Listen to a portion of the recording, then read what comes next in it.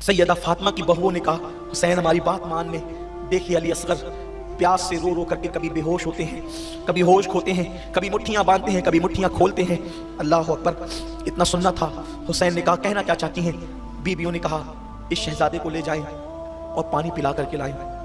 इस बच्चे की प्यास चंद कतरे ही तो हो सकती है, चंद कतरे पानी मांग ले। मेरे इमाम ने कहा, मेरे घर की रीत मांगना नहीं बल्कि देना है, मैं नहीं जा सकता। ज़ैनब ने कहा, भैया अपनी बहन को मायूस न करो, खुदा के लिए इस मासूम बच्चे की प्यास बुझ जाएगी, आप ले जाएं इसे। वो कितने ही शकील कल्ब है, कितने ही सख्त दिल है, लेकिन बच्चों से तो काफिर भी नरमी करते हैं, बहरहाल ये कलमा पढ़ते हैं। आप ले जाएं, उनसे कहें अगर वो पानी पिला देंगे तो कम से कम बच्चे की प्यास बुझ जाएगी। बच्चे का रोना हमसे देखा नहीं जाता, हुसैन ले जाओ। मौला हुसैन चुप है। ऐसे में सकीना बोल पड़ी, बाबा अपनी शहजादी सकीना की बात आप मान ले और मेरे भैया असगर को पानी पिला दे। मौला हुसैन ने मासूम अली असगर को अपने हाथ में लिया। नन्ना सा शहजादा, 6 महीने का मासूम बच्चा, जो उसकी प्यास 3 दिन की प्यास है, माँ का सीना खुश्क हो चुका है, दूध भी 3 दिन से नहीं पिया है।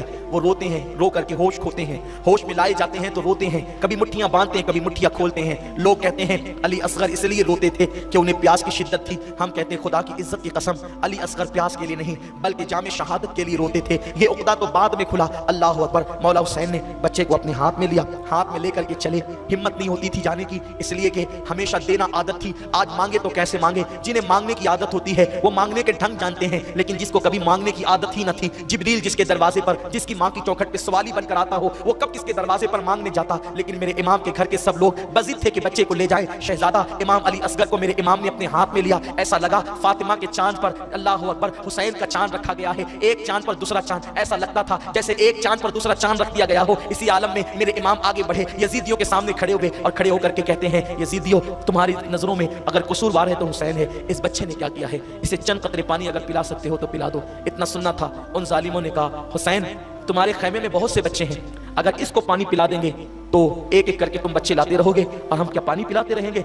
ये बात कहने के बाद एक जालिम ने हुरमला बिन काहिल पलीद की तरफ इशारा किया और उस बदबख्त शकी को हुक्म दिया कि अली असगर पर भी तीर चला दिया जाए। जैसे मेरे इमाम के बाजू में वो तीर पेवस्त हुआ, अल्लाह अकबर, मौला हुसैन की गोद में नन्ना सा मासूम बच्चा था।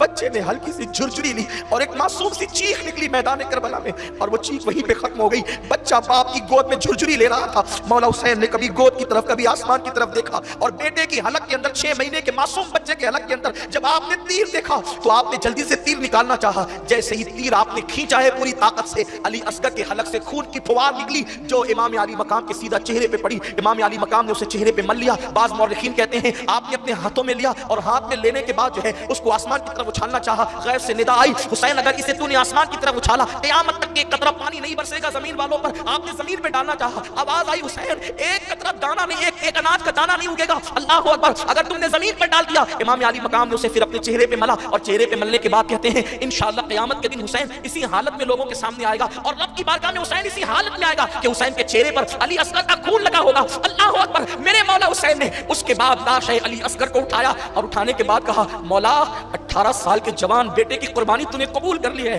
6 महीने की इस नन्हे सी कुर्बानी को भी कबूल कर ली। हुसैन बोझल कदमों से खैमे की तरफ आए। बीबियों ने मासूम बच्चे का लाशा देखा, चीखें निकल गई, सकीना लिपट गई अपने भैया से।